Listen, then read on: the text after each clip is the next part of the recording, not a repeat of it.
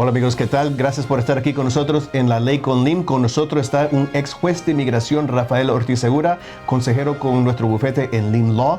Y estamos hablando sobre diferentes casos que se vieron durante el tiempo que él era juez. Cuando usted era juez, yo me recuerdo de que había muchos casos de asilo de Colombia. Y ahora lo que estamos viendo son casos de asilos de Venezuela. Explíquenos un poco sobre el proceso de asilo antes una corte. Ok, el proceso de asilo presupone que una persona viene ante la corte porque está siendo perseguido en su país por varias razones, ya sea por raza, religión, nacionalidad, membresía en un particular, en un grupo social o su opinión política. Casi todos los solicitantes de asilo en la Corte de Inmigración vienen perseguidos por asuntos políticos. Cuando yo empecé en la Corte de Inmigración en Orlando, la mayor parte de solicitantes de asilo eran de Colombia. En aquel entonces Colombia estaba asediado por las guerrillas y debido a esas guerrillas, entonces, las personas eran perseguidas, el gobierno no podía hacer nada o no quería hacer nada y entonces venían ante mí tratando de pedir el asilo. Muchas veces les otorgué el asilo si eran personas creíbles, otras veces no podía. También tuvimos casos de persecución de haitianos, de ecuatorianos, de peruanos, pero en la mayoría en aquel entonces, como recordará Henry, eran de Colombia. Ahora, la mayoría son de Venezuela. ¿Por qué? Porque Venezuela está asediada, obviamente, por un sistema, un régimen totalitario y las personas están perseguidas en ese país si son opositores a ese régimen totalitario. Es muy difícil para un venezolano, sin embargo, probar su caso precisamente por las políticas antiinmigrantes de la presente administración. Y por eso es mucho más difícil ahora procesar un caso de inmigración para un abogado y para la misma corte. Ahora, cuando uno habla sobre asilo, y hemos visto casos preparados por paralegales y notarios, ¿cómo es que un juez se pone a pensar sobre un caso así preparado por un paralegal o un notario? Se da uno cuenta como juez cuando un caso está preparado por un paralegal o por un notario. Es fácil, es fácil porque los hechos no están esgrimidos con certeza y con claridad.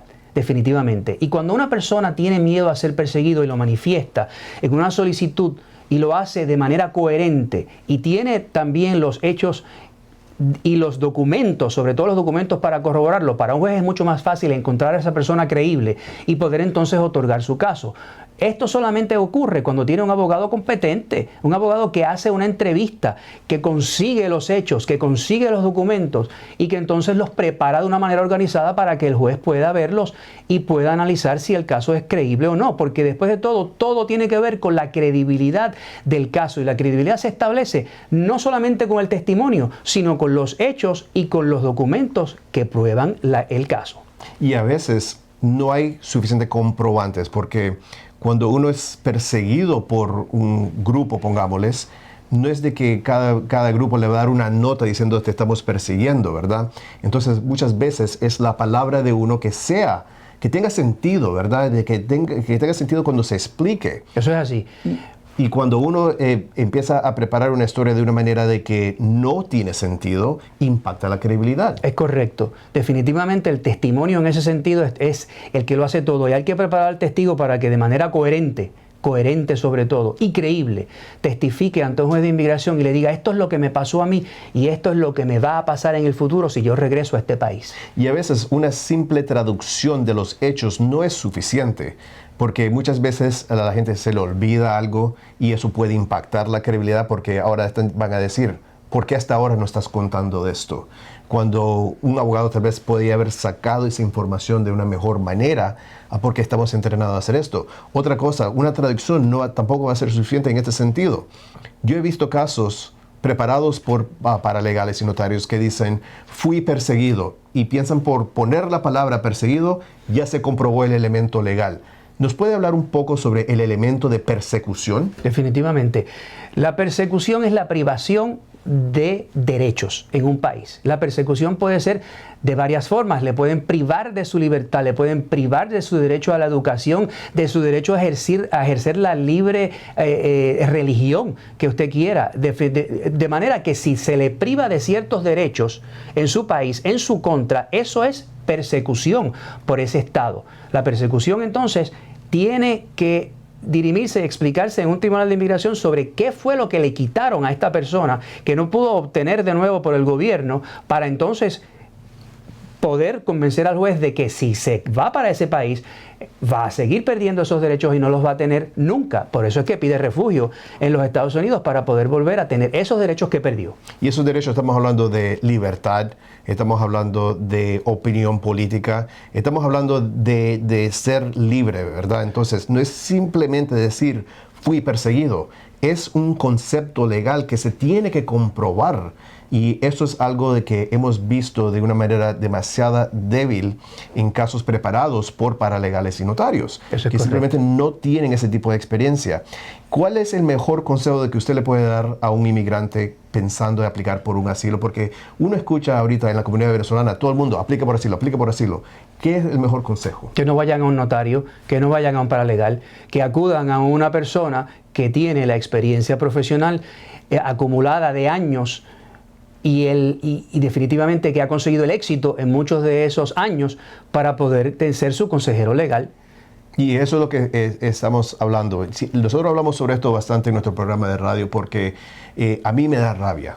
A mí me da mucha rabia cuando yo veo a hispanos estafando a otros hispanos. Porque eso es lo que termina siendo esto. Esto termina siendo un ataque contra nuestra propia comunidad. Y para mí eso no es aceptable. Rafael, muchas gracias por estar con nosotros. Es un placer. Y estaremos aquí. Gracias por estar aquí escuchando a Rafael Ortiz Segura. Es consejero aquí con nuestro bufete de Lim Law. Para cerrar, quiero hacer un comentario, porque yo he visto varias cosas que me preocupan en nuestra comunidad aquí en la Florida Central.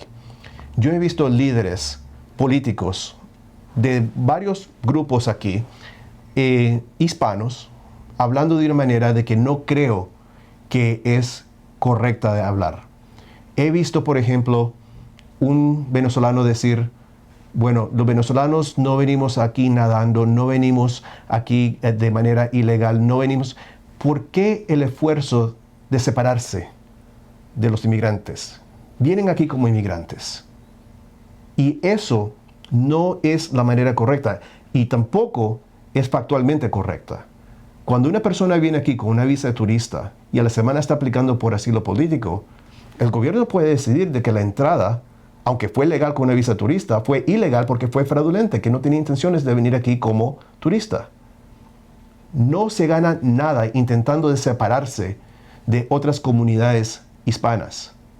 Igual como la persona que está estafando a otros hispanos y pretendiendo ser expertos de leyes de inmigración cuando no lo son, igual hacen daño a la gente que intenta de separarse por algún tipo de xenofobia sobre su propio país. Yo entiendo el orgullo de ser hispano de su propio país. Yo lo entiendo perfectamente bien. Pero nada se gana intentando separar comunidades dentro de nosotros mismos. Nada se gana hablando contra inmigrantes. Todos somos inmigrantes.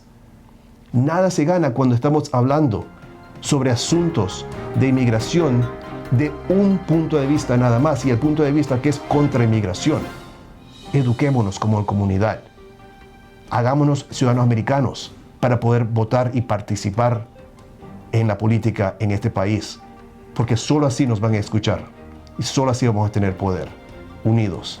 Muchas gracias, amigos.